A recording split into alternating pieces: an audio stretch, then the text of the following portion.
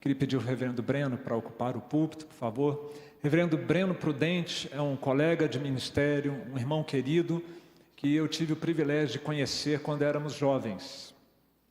Ele continuou jovem, eu não sei o que aconteceu, porque a gente tinha a mesma idade. Aliás, eu era até mais novo que ele, agora não pareço ser tão mais novo que ele.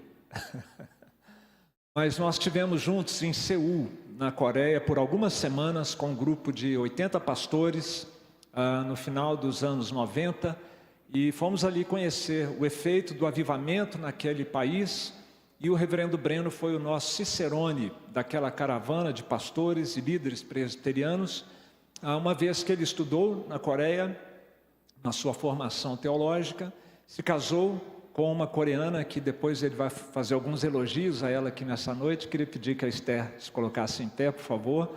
Esposa do pastor Breno, muito bem-vinda em nosso meio. Ontem ela deu uma palavra muito abençoada para as mulheres da igreja, algumas estavam presentes, outras acompanhando pela internet, e tem sido uma alegria receber este casal conosco. Atualmente o reverendo Breno é pastor na Igreja Presbiteriana Central em São Paulo, onde a igreja que ele foi usado por Deus para plantar há cerca de 10 anos. E agora, mais recentemente, mês passado, ele foi eleito para ser pastor na igreja de Catanduva, acertei agora, reverendo, lá em São Paulo, e nós então nos alegramos muito de poder ter esse irmão que tem um ministério muito abençoado por Deus na área de discipulado, devido à experiência que ele viu na Coreia do Sul, nessa área. Ele veio falar para nós sobre esse tema. Nós estamos amadurecendo cada vez mais essa ideia em nossa igreja. Ele falou aqui no sábado, ela, Esther, para a SAF, para as mulheres, e ele para a igreja de modo geral, na área de discipulado. Tivemos aqui irmãos da Igreja do Sol Nascente ontem conosco também, participando também da estrutural, da nossa congregação na cidade estrutural. E nós queríamos agradecer, reverendo Breno, Esther, por estarem conosco, nos abençoando nesses dias. Eu falo isso em meu nome pessoal e também do nosso conselho que está aqui representado. Louvamos a Deus pela sua vida e por estar conosco, trazendo a palavra do Senhor. Que Deus o use e abençoe, reverendo. Muito obrigado.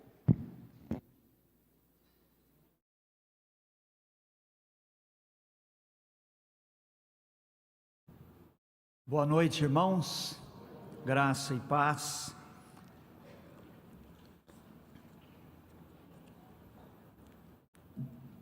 Vos sejam multiplicadas na vida individual, familiar de todos os amados. Em primeiro lugar, quero também agradecer muito ao nosso Deus por essa oportunidade tão especial.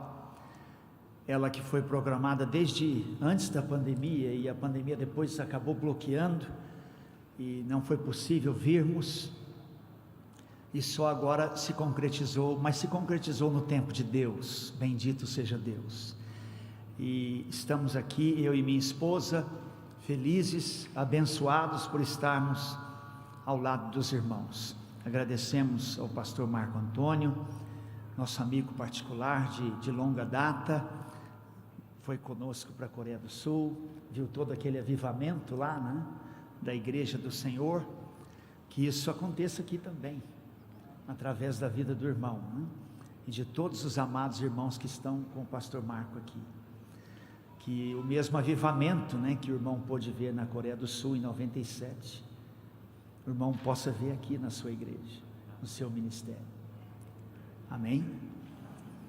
Esse é um sonho que eu tenho, eu sempre oro a Deus sobre isso, para que Deus me dê a bênção, a graça de ver o avivamento que Ele me fez ver lá na Coreia, aqui no Brasil, em especial na nossa IPB, né?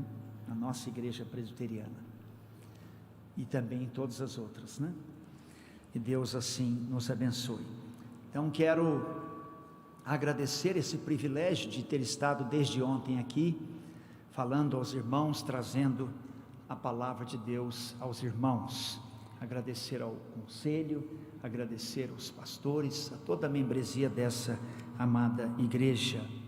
E como o pastor Marco Antônio bem disse, eu vim muito bem acompanhado. Eu vim acompanhado, como eu disse já aqui, talvez mais de uma vez, para quem não sabe, pela mulher mais bonita da Coreia do Sul. Alguém aqui conhecia essa mulher?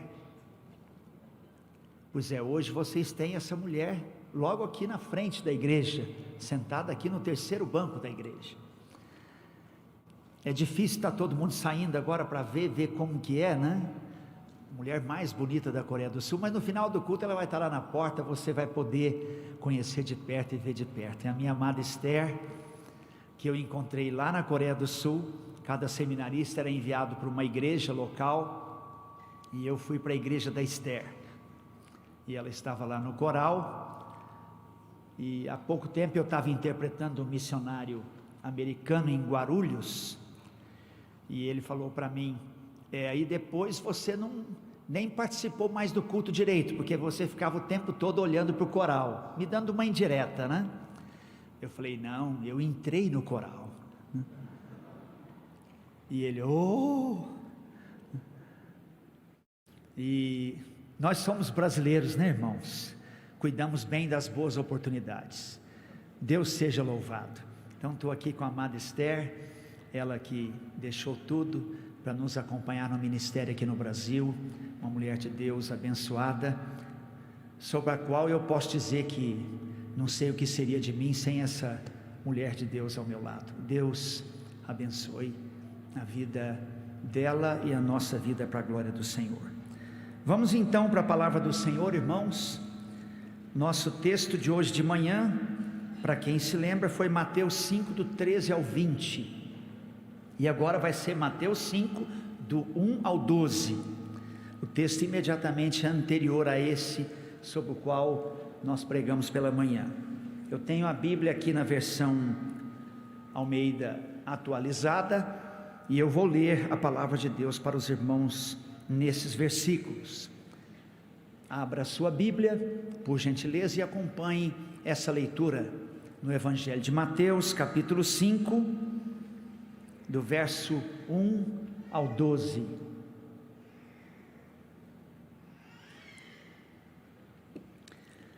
Vendo Jesus as multidões, subiu ao monte e, como se assentasse, aproximaram-se os seus discípulos.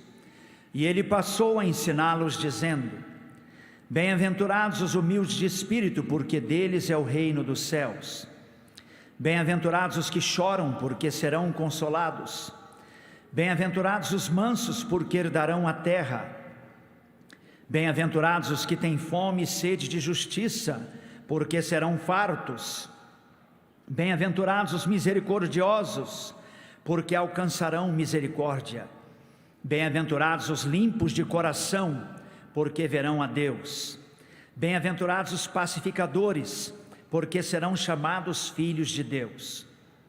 Bem-aventurados os perseguidos por causa da justiça, porque deles é o reino dos céus.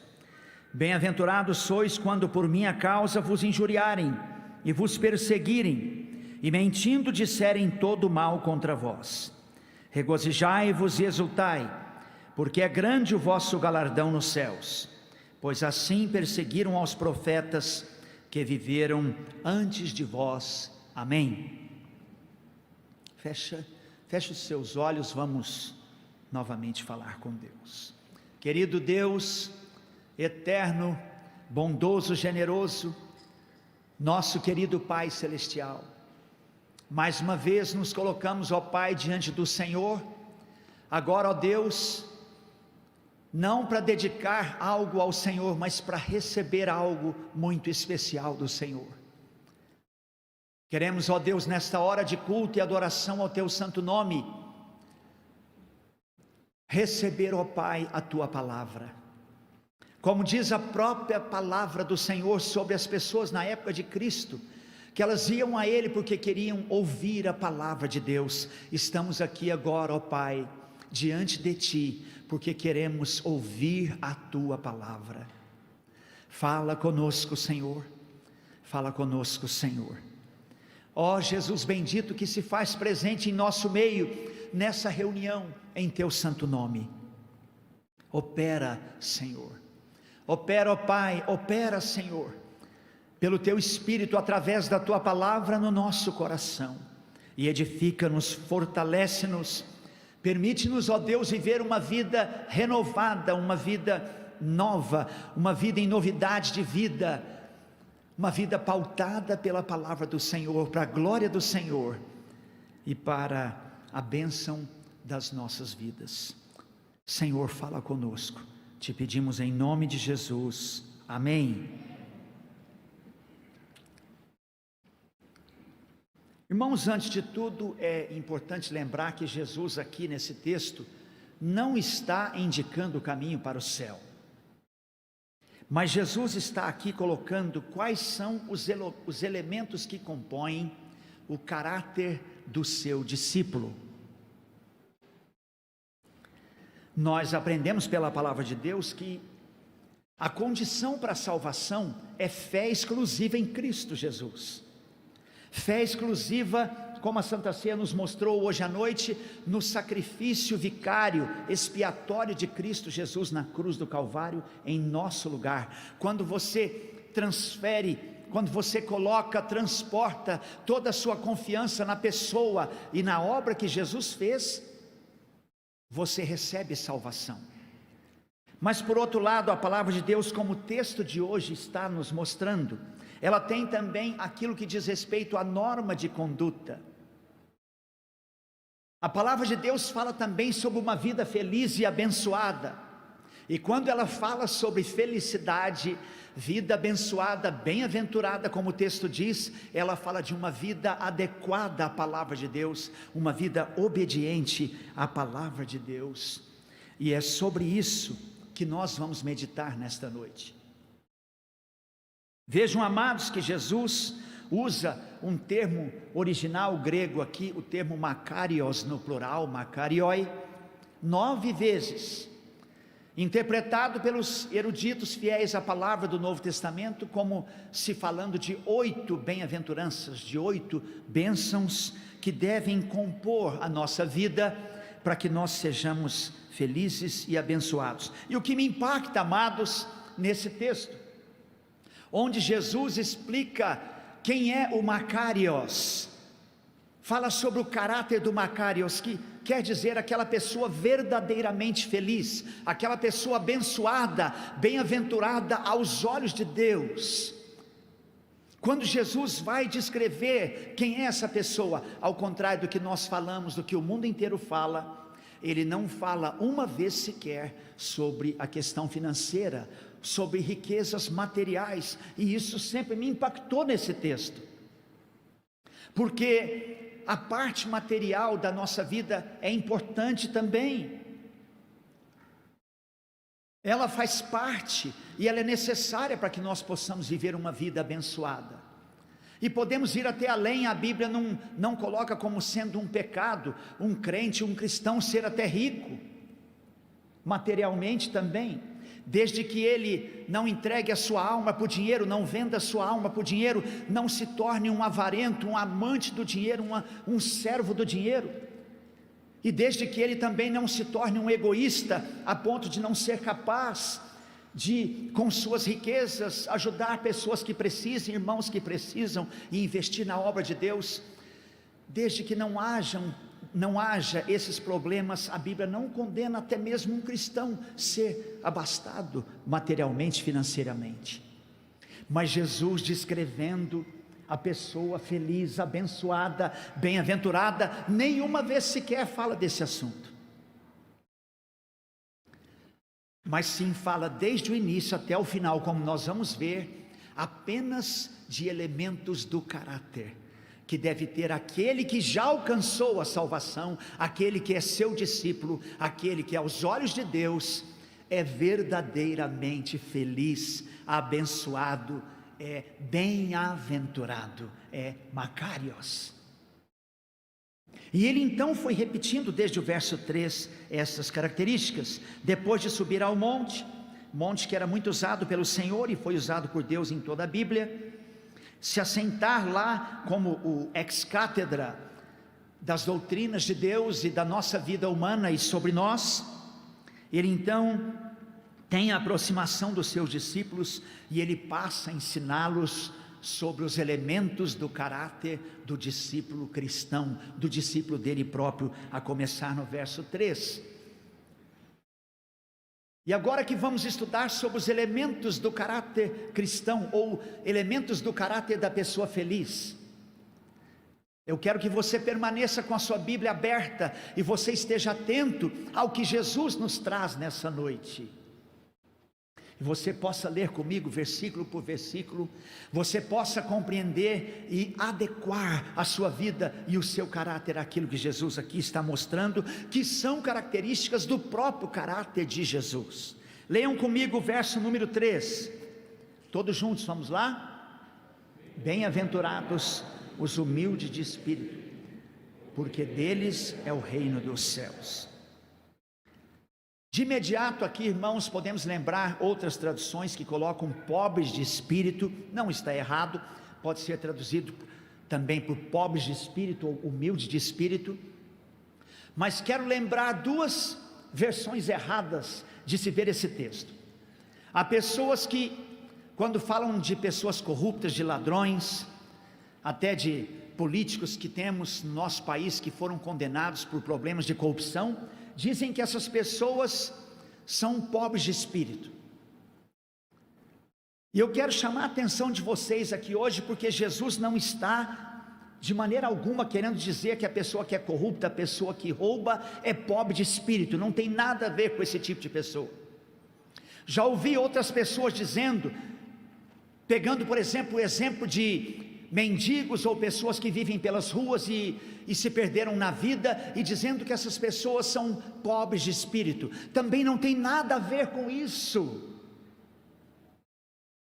Pobres de espírito aqui, ou humildes de espírito, o primeiro degrau, o primeiro elemento do caráter do discípulo de Cristo, da pessoa verdadeiramente feliz do Macarios, quer dizer ser uma pessoa totalmente dependente de Deus. Isso é algo que tem de estar no meu e no seu caráter, em todos nós. Ser pobre de espírito, ser humilde de espírito, é ser alguém dependente de Deus. E quando nós pensamos, por exemplo, que ao recebermos a Cristo, nos tornamos filhos de Deus, nós paramos muitas vezes, ou deveríamos pelo menos parar, para pensar sobre o que é viver como filho de Deus. E a vida como filho de Deus é exatamente a vida na dependência total de Deus.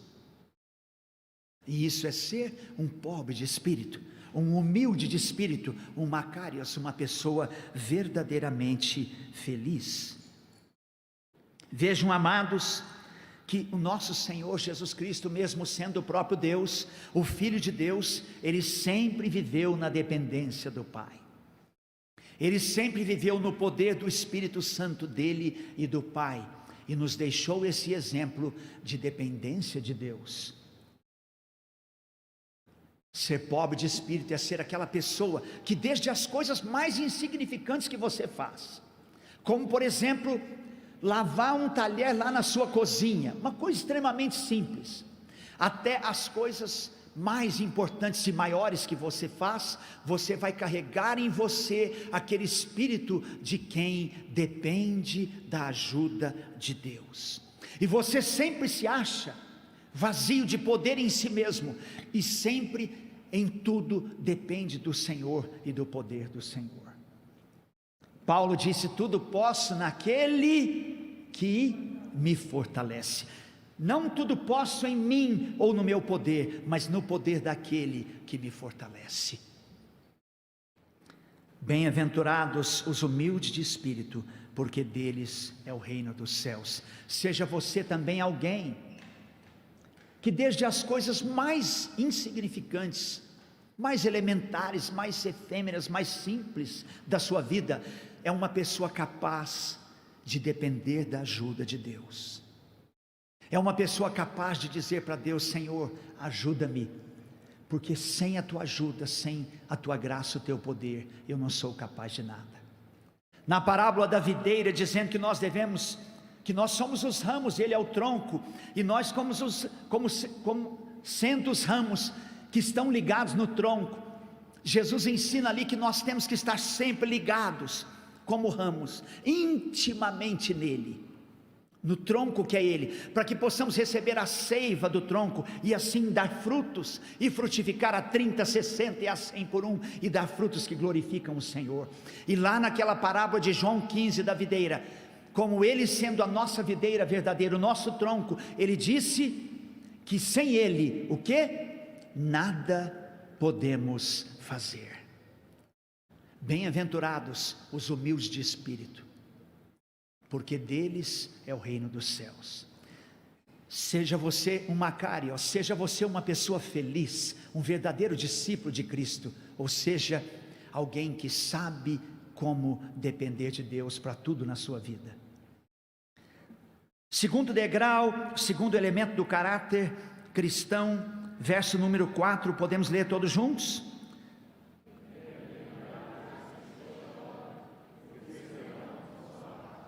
Amém.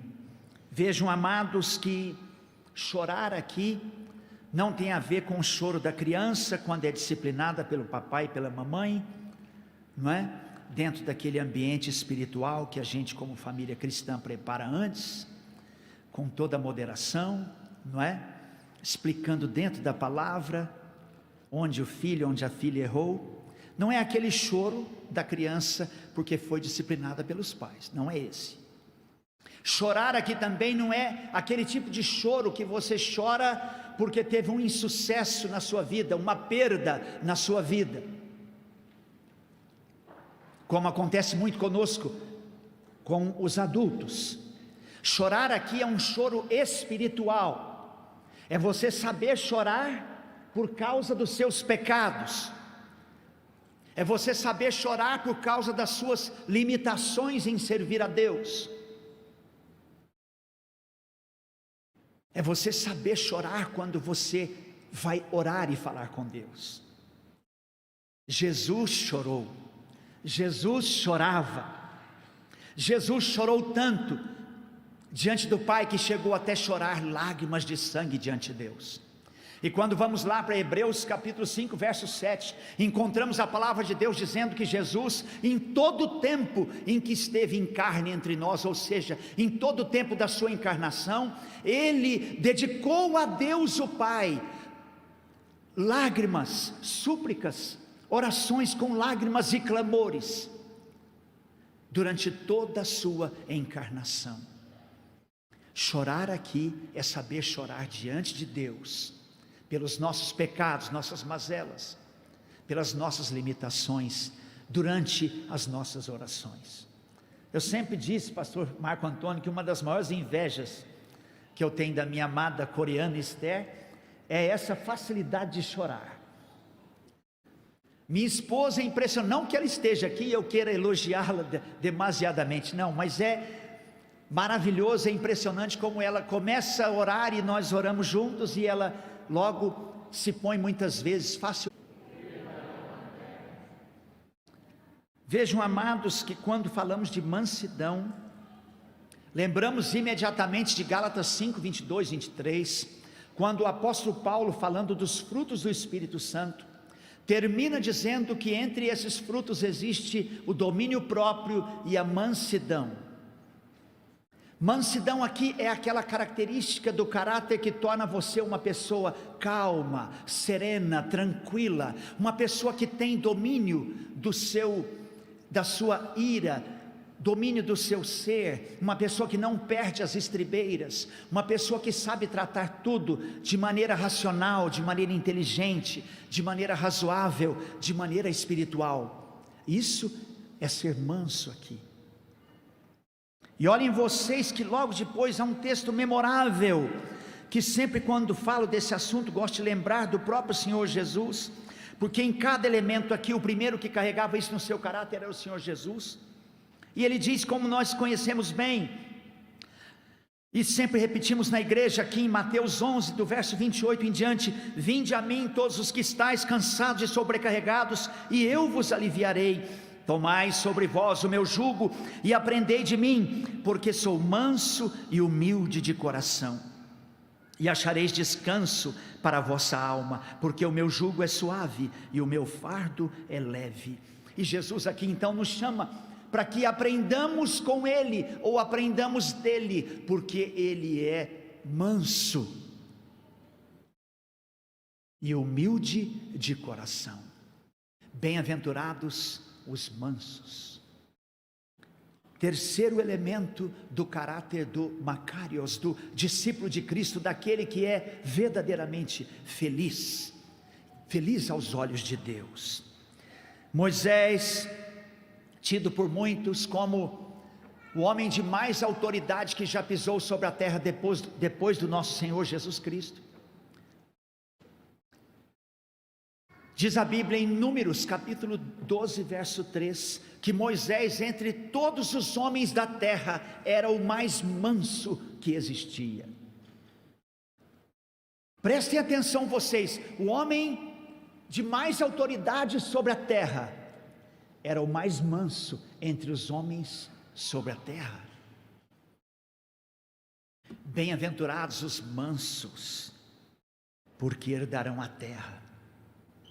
Amados, a mansidão como fruto do Espírito Santo não é algo para você achar bonito. Eu sempre digo para a nossa igreja que fruto do Espírito Santo não é algo só para a gente elogiar e dizer, ah, que beleza, que bonito, não. Fruto do Espírito Santo é algo para nós cultivarmos na nossa vida diária. Você viver diariamente. E quando assim você o faz, você verdadeiramente vai se tornar uma pessoa feliz e abençoada. Na sequência, no verso 5, vamos para o quarto degrau, né? ou melhor, no verso 6, vamos para o quarto degrau da pessoa verdadeiramente feliz. Vamos ler todos juntos?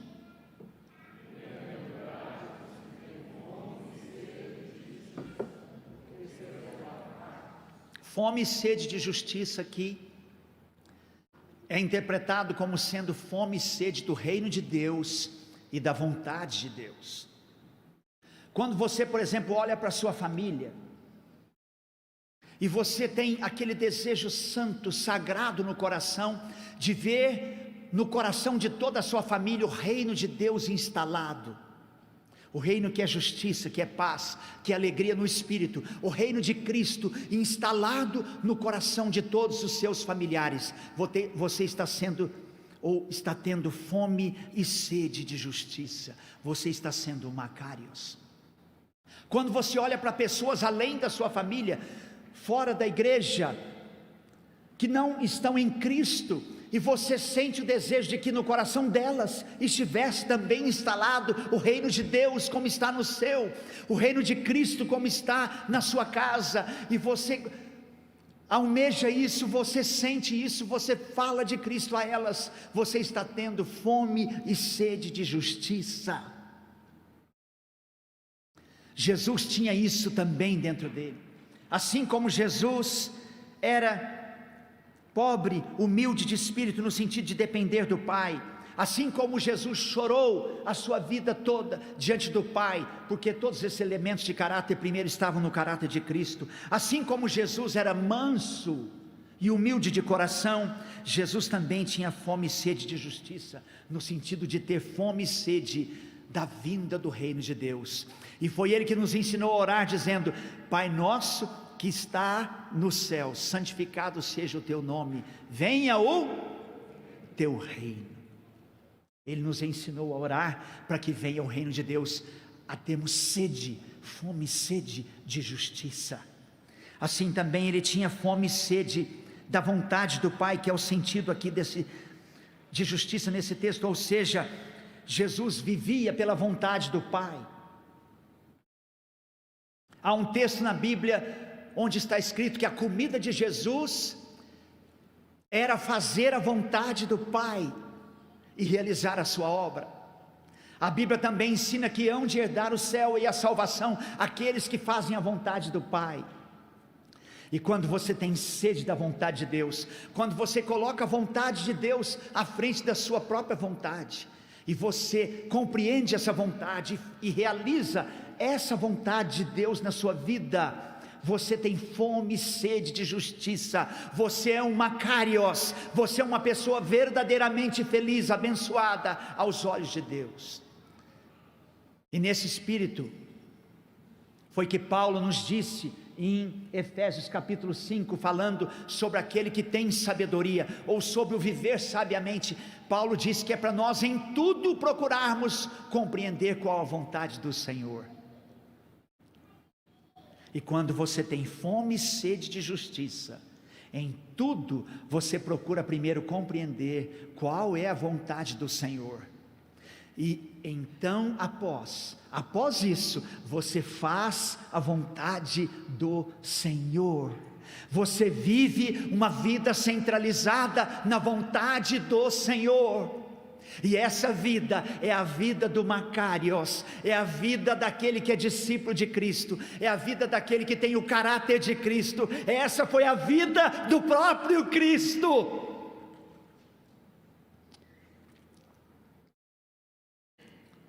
Bem-aventurados os que têm fome e sede de justiça, porque serão fartos.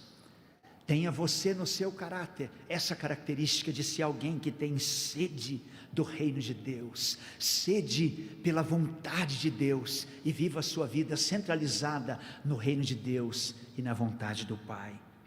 Continuando os elementos do caráter cristão, vamos agora juntos para o verso número 7, podem ler por favor?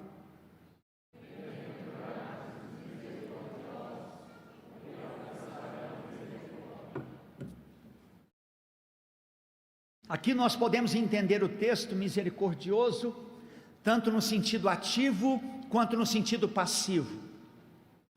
Em primeiro lugar, podemos colocar no sentido ativo, ou seja, no sentido de que você tem compaixão das pessoas necessitadas.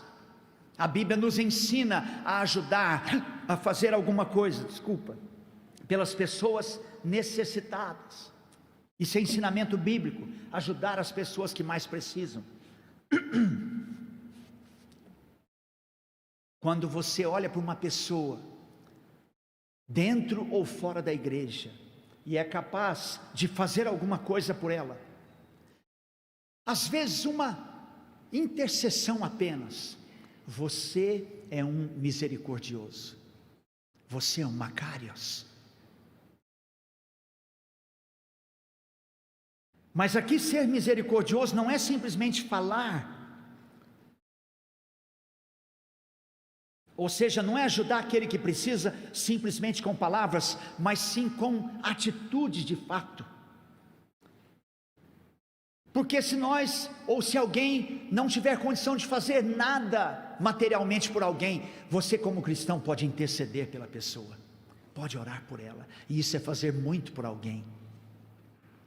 Quando Jesus olhava para as multidões, lemos aqui no próprio Evangelho de Mateus, as multidões aflitas, as multidões machucadas, as multidões sem Deus, sem esperança, as multidões com fome, também no sentido material. A Bíblia diz que Jesus sentia tal compaixão das pessoas, ele tinha um grau tão alto de misericórdia pelas pessoas, que a Bíblia diz que Jesus sentia dor, uma forte dor interior no seu ventre, dor de misericórdia, de compaixão, por ver as pessoas em situação de aflição, e de desespero e desesperança.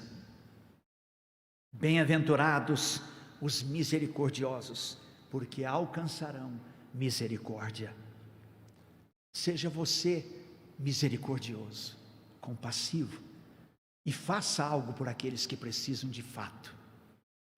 Mas também esse texto tem um sentido passivo, ou seja, quando você se julga necessitado da misericórdia de Deus. A Bíblia diz, e nós sempre lembramos na igreja, que o renovar da misericórdia de Deus sobre nós a cada manhã é a causa de nós não sermos consumidos. Nós dependemos diariamente da misericórdia do Senhor, e quando você se julga, no sentido passivo, necessitado de receber a misericórdia de Deus, você se encaixa nesse texto, você é um misericordioso. E aqui, amados, eu quero deixar um texto que sempre falou muito forte ao meu coração, nesse sentido passivo da misericórdia, de nós nos julgarmos dependentes da misericórdia de Deus. O texto que está em Romanos capítulo 9, verso 16, onde de maneira tremenda o apóstolo Paulo diz que tudo na nossa vida não depende de nós querermos ou de nós corrermos atrás, mas de Deus usar a sua misericórdia para conosco. Tudo na nossa vida não depende de quem quer ou de quem corre, mas de Deus usar a sua misericórdia para comigo e para com você. Ser um misericordioso é ser alguém dependente da misericórdia de Deus, é ser Macarios, é ser alguém verdadeiramente feliz. Na sequência, verso número 8, o que é que diz a palavra, amados, podem ler?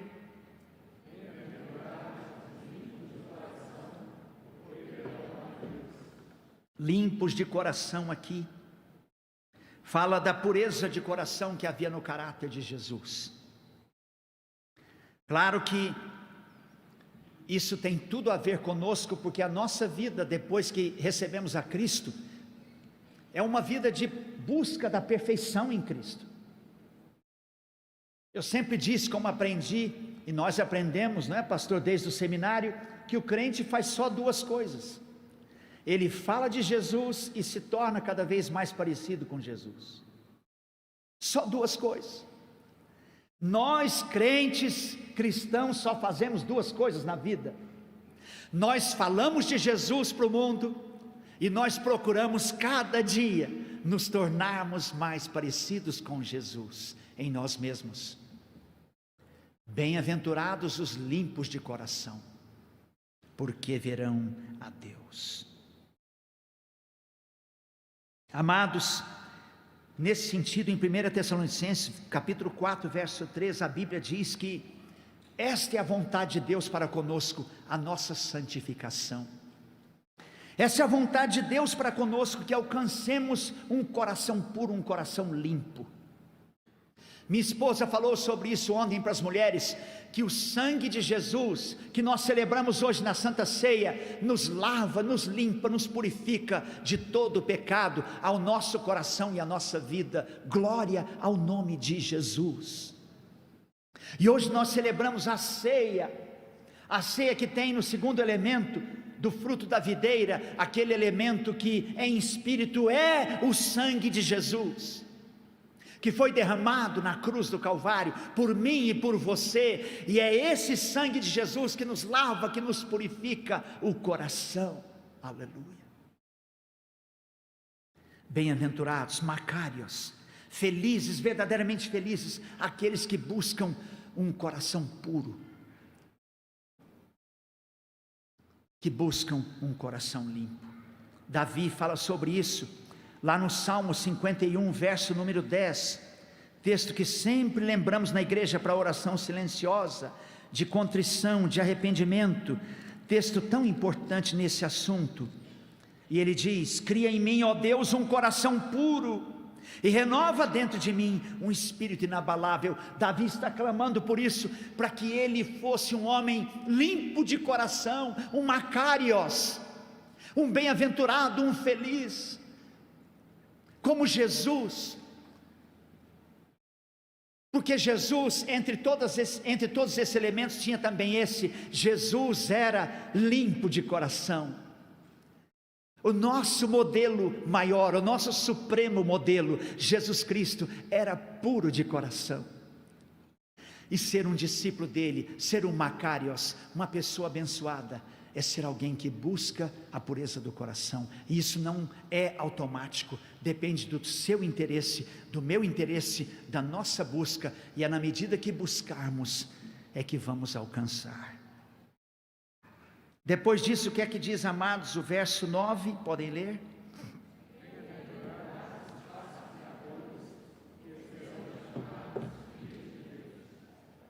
Bem-aventurados os pacificadores.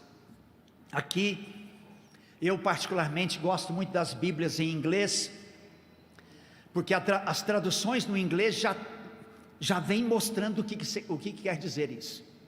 Elas dizem: bem-aventurados, blessed are the peacemakers. Pacificador é o peacemaker, é o fazedor de paz.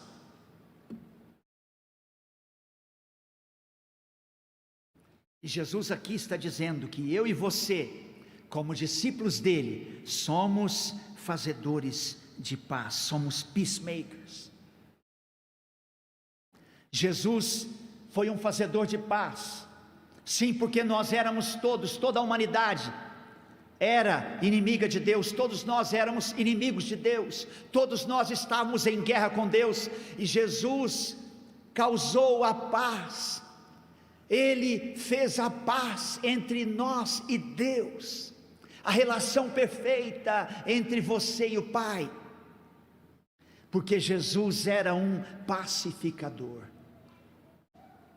E isso não só tem a ver com a relação com Deus, mas também com o ambiente onde você vive na prática, porque onde Jesus chegava, Ele trazia paz. É por isso que quando Ele falou da entrada dEle no nosso coração, Ele disse: eu vos dou a paz, mas não como o mundo vou lá dar, porque Ele nos dá uma paz diferente, Ele nos dá uma paz interior, Ele nos dá uma paz contínua, que nunca acaba, que nunca sai do nosso interior, Ele nos dá uma paz verdadeira.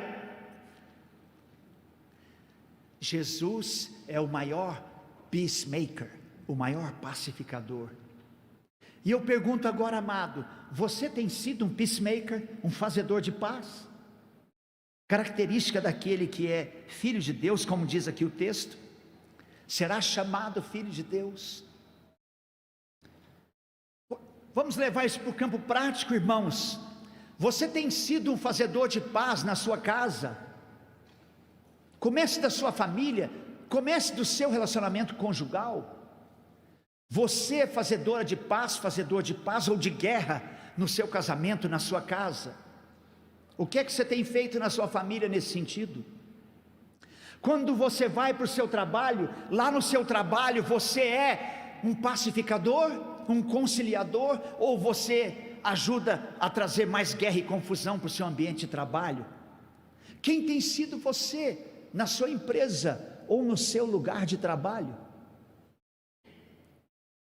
Jesus disse: bem-aventurados os pacificadores, porque os pacificadores, os peacemakers, os fazedores de paz, de conciliação, serão chamados filhos de Deus. E por que não lembrar da igreja? Quantas vezes pessoas de maneira estranha causam guerras dentro da igreja? O que é que você tem feito na igreja? Você traz paz à igreja? A Igreja Presbiteriana Nacional de Brasília, se depender de você, do seu testemunho, vai ser uma igreja de paz, onde os irmãos vivem em união. Você vai ser um elemento de conciliação aqui na igreja. Bem-aventurados os pacificadores, porque esses serão chamados filhos de Deus. Isso é elemento do caráter cristão, característica do caráter do discípulo de Cristo. Isso é parte da vida daquele que é abençoado por Deus, é feliz, é bem-aventurado. Aleluia. Finalmente, irmãos, do verso 10 ao 12, encerrando o texto e a mensagem, o que é que Jesus nos diz? Vamos ler.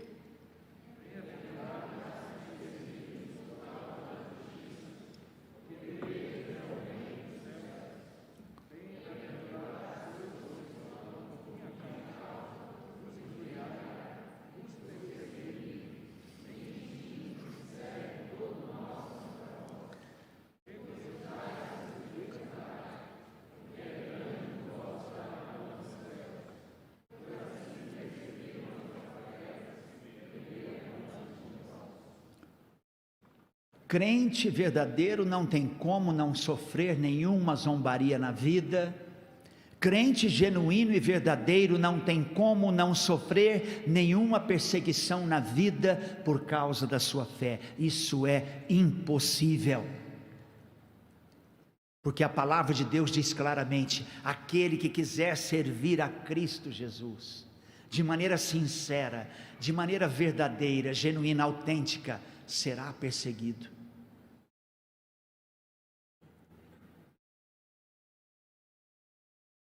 Os apóstolos, quando foram açoitados por causa de Jesus, há um texto bíblico que relata que eles disseram um para o outro: quem somos nós para sofrermos açoites por causa do nome de Jesus? Bem-aventurados são vocês, felizes, abençoados são vocês, quando vocês forem perseguidos por causa do meu nome, quando vos injuriarem, zombarem, perseguirem, mentindo, disserem todo mal contra vocês por causa de mim, regozijai-vos e exultai, derrame-se o seu coração de alegria, porque você sofreu alguma zombaria, teve algum problema, passou alguma dificuldade, por causa do nome de Jesus, que você carrega no seu coração.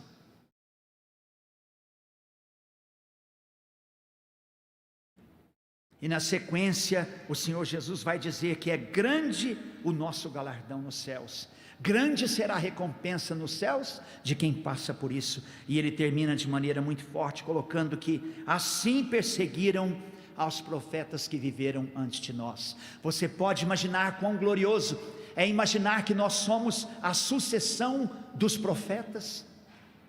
É a palavra de Deus que está dizendo que nós somos a sucessão profética, porque ela diz aqui: assim também foram perseguidos os que viveram seguindo o Senhor antes de nós, as gerações que antecederam a nossa geração.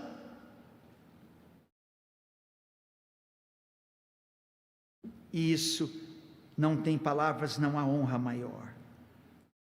Assim, amados, hoje nós aprendemos sobre os elementos do caráter cristão, sobre o Macarios, aquela pessoa que é verdadeiramente feliz e abençoada, feliz e abençoado aos olhos de Deus. Aprendemos que o Macarios, o bem-aventurado, a pessoa feliz, abençoada, é aquela que é humilde de espírito, que depende de Deus, que sabe como chorar diante de Deus, aquela que é mansa, humilde, aquela que tem domínio próprio, aquela que tem fome e sede do reino de Deus, da vontade de Deus, aquela que é misericordiosa, aquela que é limpa de coração, aquela que é pacificadora, aquela que é perseguida por causa do nome de Jesus. Feche os seus olhos, peça a Deus que faça de você também hoje um Macarios, um verdadeiro discípulo de Jesus, uma pessoa verdadeiramente feliz e abençoada, bem-aventurada. Peça a Deus esses elementos do caráter de Cristo para o seu caráter, porque depois de se converter, a nossa vida é nos tornar cada dia mais parecidos com Jesus. A nossa vida sempre será como crentes, sempre, todo tempo, todo dia, a nossa vida sempre será buscar ter no nosso caráter esses elementos do caráter do próprio Senhor Jesus. Essa será toda a nossa vida cristã, e assim nós seremos, como ele mesmo disse, Macarios, bem-aventurado, abençoado, feliz aos olhos do Senhor nosso Deus e Pai. Peça isso a Ele agora, peça que assim seja o seu caráter hoje, a Deus o Pai agora. Fale com Deus, pode orar.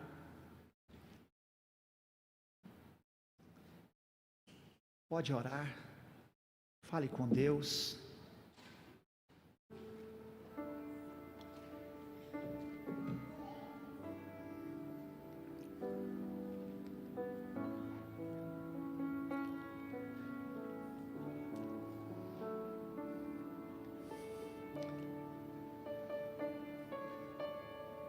Depois de alguns instantes, vou pedir ao pastor Marco que nos leve a Deus numa oração final de consagração, de dedicação ao Senhor.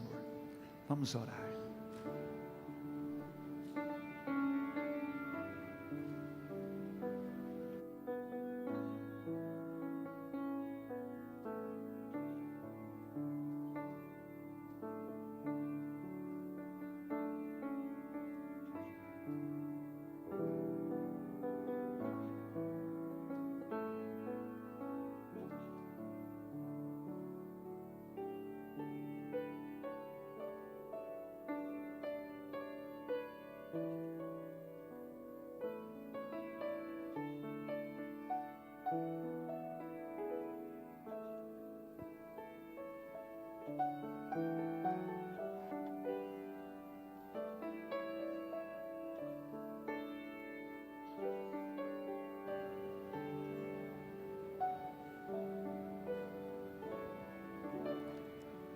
Senhor Deus, é tão bom, ó Pai, dependemos do Senhor nessa caminhada cristã tão difícil, Pai.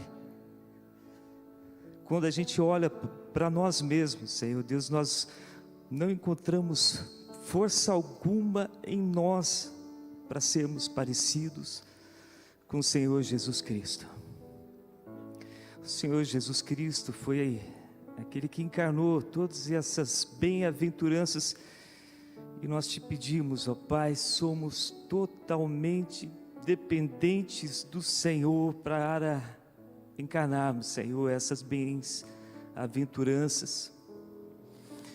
O nosso clamor aqui diante do teu altar, ó Pai, é que o Senhor coloque em nós, ó Pai, esse coração puro, retira tudo aquilo, Senhor Deus, que entristece o teu coração, ó Pai, dá-nos esse coração puro, dá-nos, Senhor Deus, a mansidão. É tão difícil, Senhor, sermos mansos. Dá-nos, Senhor, essa mansidão, a longanimidade, a misericórdia, Senhor. Que possamos, Senhor Deus, esperar a tua volta. Termos, Senhor Deus, essa sede da justiça, que é a consumação do teu reino, quando, ó Pai, da tua volta, do teu retorno. Dá-nos essa alegria, essa esperança do teu retorno, quando o Senhor virá buscar a tua igreja. Dá-nos, Senhor Deus, um coração tranquilo também diante de tantas adversidades lá de fora, que muitas vezes retira a paz do nosso coração, ó Pai. Dá-nos essa paz com o Senhor, essa paz com nós mesmos e a paz com o nosso próximo. Dependemos do Senhor para termos essa paz. Dá-nos, Senhor Deus, a tua salvação, e cada vez mais nesse processo de santificação, ó Pai, ajuda-nos. Toma, Senhor Deus, as nossas mãos, Senhor Deus, a cada um dos teus filhos, a cada um das tuas filhas aqui, ajuda-nos a caminhar, Senhor Deus. E obrigado pela promessa de que o Senhor jamais nos abandonará, jamais o Senhor deixará cada um de nós, e a promessa, ó Pai, de que o Senhor estará junto conosco até o fim, até o teu retorno, Senhor Deus. Obrigado, Senhor, pela tua palavra. Aplica em nós, Senhor Deus, e que ao sairmos aqui do culto, que possamos ser luz e sermos testemunhas do Senhor lá fora, não porque tem algum poder em nós, mas é porque o Senhor está conosco. Ó Espírito Santo, dá-nos essa força. Somente no Senhor, dependemos do Senhor. É a nossa oração e nosso agradecimento, em nome do Senhor Jesus Cristo. Amém.